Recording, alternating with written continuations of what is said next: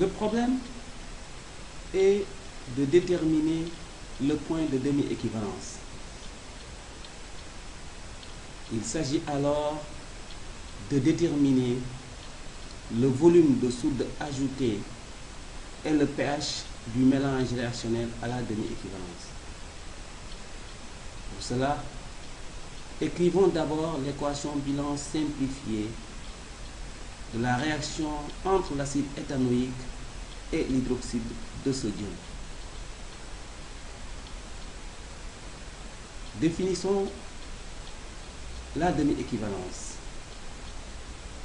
À la demi-équivalence, la quantité de matière d'ion hydroxyde ajouté est égale à la moitié de la quantité de matière de molécules d'acide éthanoïque initialement introduite. Cette définition peut aussi être traduite par la quantité de matière d'acide éthanoïque restant est égale à la quantité de matière d'ion éthanoate formée.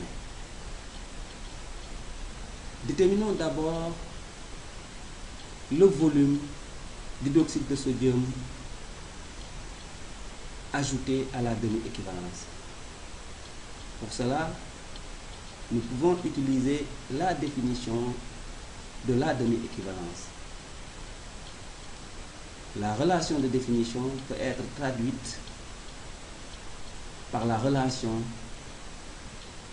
CBVE1,5 égale à CBVE sur 2 ou CAVA sur 2.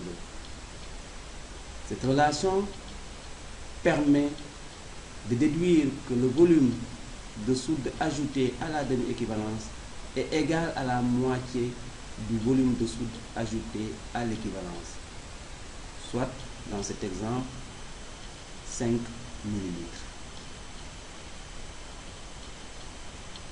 À partir de la courbe pH égale F de VB, nous pouvons alors déterminer le pH du milieu réactionnel à la demi-équivalence. Il suffit de projeter le volume à la demi-équivalence sur la courbe pH égale F de VB.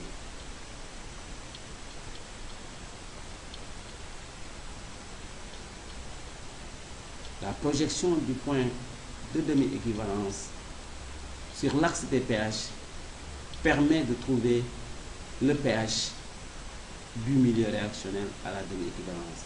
Il vaut environ 4,8. Ainsi, le point de demi-équivalence est parfaitement défini.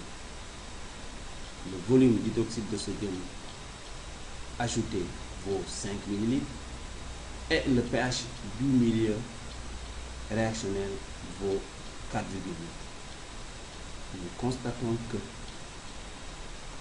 le pH du milieu réactionnel est égal au pKa du couple acide éthanoïque ion éthanoate.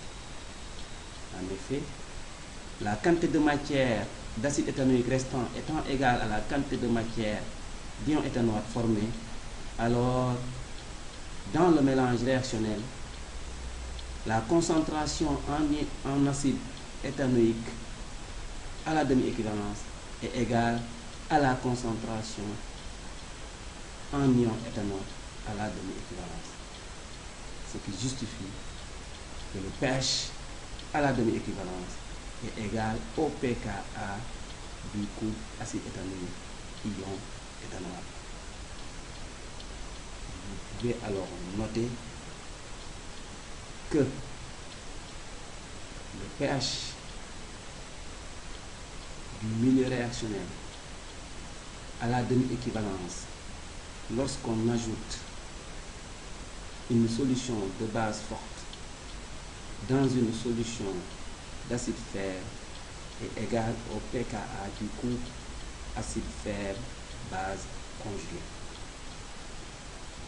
Et que le milieu réactionnel est constitué d'un mélange équimolaire de l'acide fer et de sa base conjuguée. Intéressons-nous maintenant à la zone tampon. Dans la description de la courbe pH égale F de VB, nous avons identifié une partie. C'est la partie NP, où le volume de base versé était compris entre 3 ml et 9 ml. Dans cet intervalle de volume, le pH est compris entre 4,6 et 5,6. Et que ce pH est approximativement égal au pKa du couple acide éthanoïque ion éthanol, qui vaut 4,8.